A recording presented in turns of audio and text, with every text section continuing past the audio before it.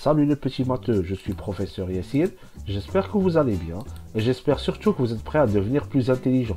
Notre leçon d'aujourd'hui est très importante, c'est organisation et traitement des données.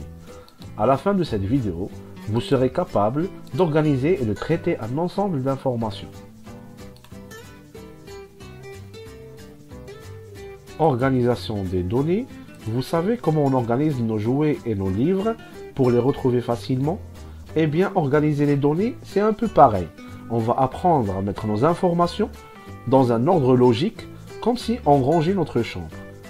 Traitement des données. Imaginez que nous soyons des magiciens des maths.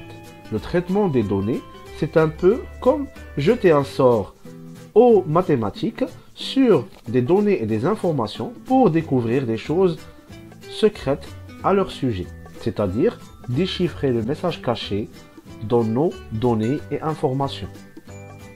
Il existe plusieurs façons pour organiser des données. Premièrement, les tableaux. Prenons l'exemple des informations devant nous concernant les ventes mensuelles pour 3 articles. Vous êtes d'accord avec moi que c'est difficile de tirer des informations de ce texte puisque c'est mal organisé. On va alors l'organiser sous forme de tableau et on va voir le résultat. Et voilà le résultat. C'est plus clair pour nous maintenant. Les noms des mois dans la première colonne. Les ventes pour chaque article dans les colonnes suivantes. On peut relever les informations facilement, comme par exemple les ventes de l'article B. Les ventes de l'article B pendant le mois de février, c'est 120 articles. Vous voyez, c'est facile à relever.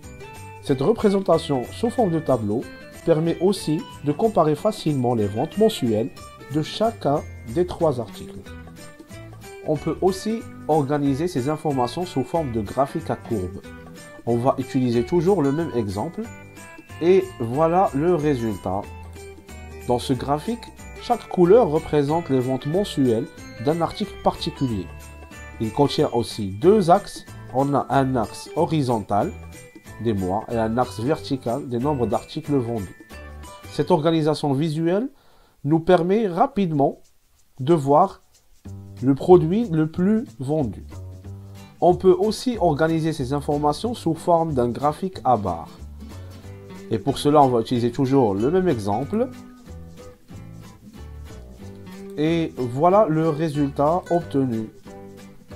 On appelle un graphique à barres parce qu'il contient tout simplement des barres colorées. Chacune d'elles représente un article et ce graphique peut aussi contenir 2 axes. Un axe horizontal des mois et un axe vertical qui représente le nombre d'articles vendus.